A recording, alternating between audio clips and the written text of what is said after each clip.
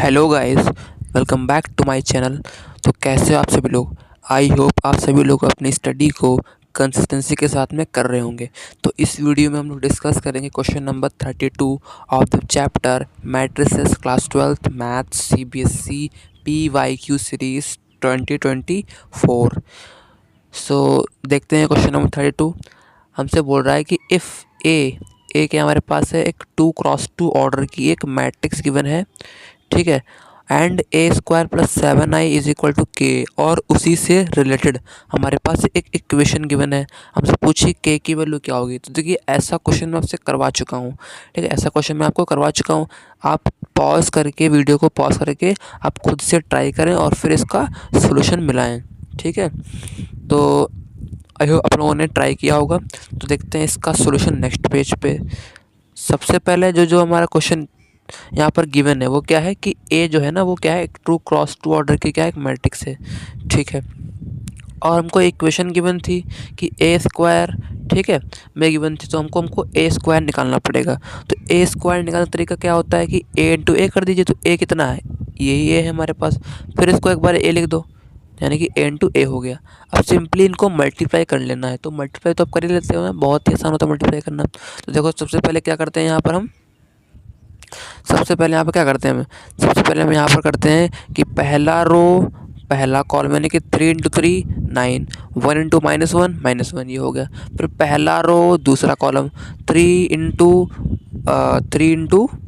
1 3, 1 × 2 2, ठीक है, ये हो गया हमारा दूसरा रो, सॉरी पहला रो दूसरा कॉलम हो गया कंप्लीट।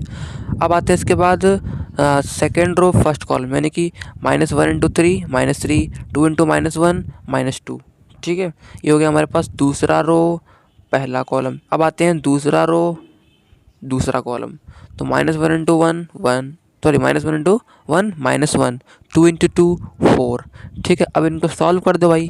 तो ये हो जाएगा 9 - 1 8, 3 + 2 5, माइनस ये हो जाएगा -5, ये हो जाएगा आपके पास 3, ठीक है। अब जो हमारे पास इक्वेशन की वजह से उसमें वैल्यू पुट कर दो। तो a² + 7i is equal to के ए।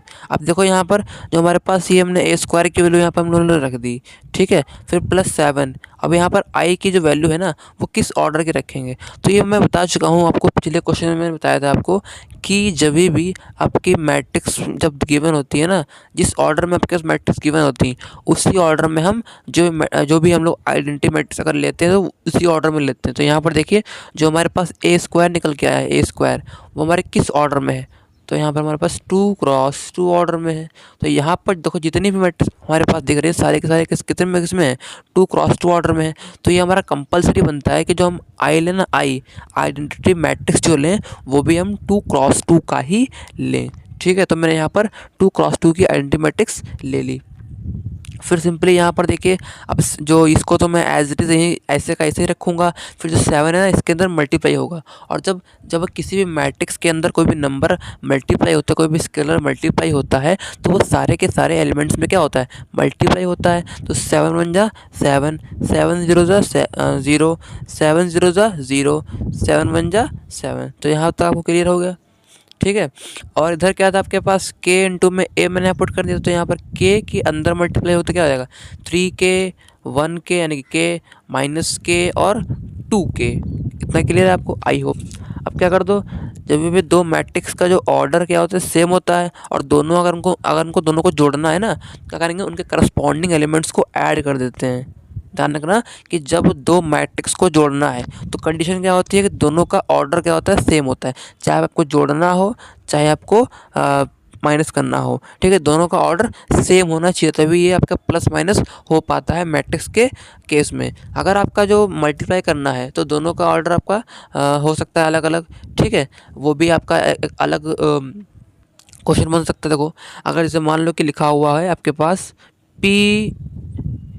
P इंटू Q ऐसे लिखा हुआ है, ठीक है।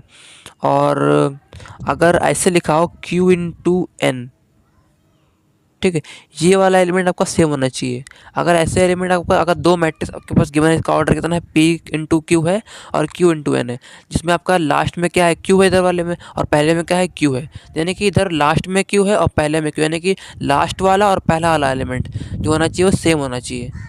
ठीक है, लास्ट वाला जो आपका डिजिट है और जो पहला डिजिट है, पहली मैट्रिक्स का लास्ट वाला जो डिजिट है और जो दूसरी मैट्रिक्स का जो पहला वाला जो डिजिट है वो सेम होना चाहिए, तभी दो मैट्रिक्स क्या होती हैं, मल्टीप्लाई होती हैं। ये तो हो गया मल्टीप्लाई का रूल। और जब मल्टीप्लाई होने के बाद जो नया मैट्रिक्स आएगा ना, उसका ऑर्डर क्या होगा, P क्रॉस N होगा। क्या होगा, P क्रॉस N होगा। तो ये तो हो गया मल्टीप्लाई का रूल, मैंने आपको बता दिया है क्योंकि आपको ये भी जानना ज़रूरी है। ठीक है, मैंने इसी क्वेश्चन में आपको बता दिया है ये चीज़। लेकिन यहाँ पर क्या कह रहे हैं हम लोग, यहाँ पर कर रहे हैं प्लस, तो प्लस में क्या होना चाहिए, ऑर्डर सेम होना चाहिए। यानी कि अगर ऑर्डर आपके पास, अगर आपका ऑर्डर अगर P क्रॉस Q है पहली मैट्रिक्स का, तो दूसरे का भी कितना होना चाहिए, P क्रॉस Q होना चाहिए। यहाँ पर देखिए कितना ऑर्डर है, यहाँ पर है 2 क्रॉस 2 का, तो यहाँ पर भी कितना होना चाहिए, 2 क्रॉस 2 का ही होना चाहिए, वहाँ पर है ये। अब क्या करते हैं कि करस्पॉन्डिंग एलिमेंट्स को जोड़ देते हैं, तो 8 का क्या है 7, तो 8 प्लस 7 15 हो जाएगा, 5 प्लस 0 5 हो जाएगा, -5 प्लस 0 -5, 3 प्लस 7 10 हो जाएगा। इतना क्लियर है आपको। जब भी माइनस और प्लस करना होता है ना, तो क्या करते हैं हम लोग, करस्पॉन्डिंग एलिमेंट्स को जोड़ देते हैं if the order of both matrices are same. ठीक है, सेम जब सेम होता है तभी हम ऐसा करते हैं ऑर्डर। ठीक है, अब देखो यहाँ पर क्या होगा, दो मैट्रिक्स आपस में इक्वल हो गए, और दो मैट्रिक्स आपस में तभी इक्वल होती है जब उन दोनों का ऑर्डर सेम होता है। तो यहाँ पर देखिए ऑर्डर तो दोनों का सेम ही है, 2 क्रॉस 2 इसका भी है और 2 क्रॉस 2 दूसरे वाले का भी है, इसका भी 2 क्रॉस 2 है और इसका भी 2 क्रॉस 2 है। तो सिंपली क्या होता है कि जब भी इक्वल मैट्रिक्स होती हैं तो क्या करते हैं कि उनके जो एलिमेंट्स होते हैं ना, करस्पॉन्डिंग एलिमेंट्स, उनको कंपेयर करते हैं। यानी कि जो करस्पॉन्डिंग एलिमेंट्स जो होते हैं ना, वो आपस में क्या होते हैं, इक्वल हो जाते हैं। अगर हम यहाँ पहला एलिमेंट पकड़ें तो 15 का करस्पॉन्डिंग क्या है, 3K है, तो 15 इज इक्वल टू 3K, यहाँ से K की वैल्यू आ जाएगी 5।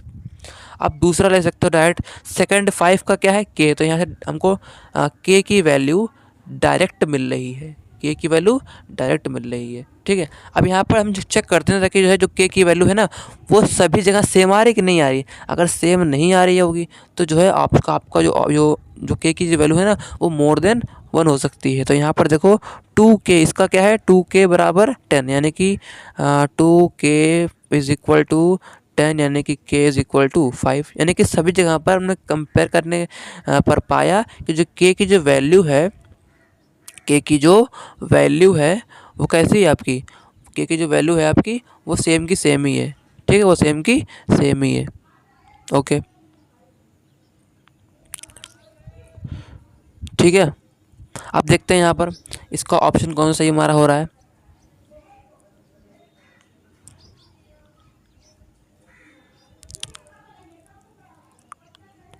इधर आइए, देखिए यहाँ पर हमारा कौन सा यहाँ पर ऑप्शन सही हो रहा है। यहाँ पर हमारा कौन सा ऑप्शन सही हो रहा है, K बराबर C, यानी कि C वाला ऑप्शन हमारे पास एकदम करेक्ट हो रहा है। ठीक है, तो आई होप आप सभी लोगों को ये क्वेश्चन का सॉल्यूशन पसंद आया होगा। चैनल पे नए हैं तो सब्सक्राइब कर दें ताकि आपको आने वाले चैप्टर्स की जो वीडियो है वो आपको तुरंत मिल जाए। ठीक है, और ये क्वेश्चंस आप खुद से ट्राई कीजिए। ठीक है, NCERT के बाद अपने आप से ट्राई कीजिए। ठीक है, तो आपको जो तो आपकी तैयारी है वो 100% आपकी बूस्ट हो जाएगी। ठीक है, तो मिलते हैं हम लोग नेक्स्ट वीडियो में, तब तक के लिए जय हिंद दोस्तों।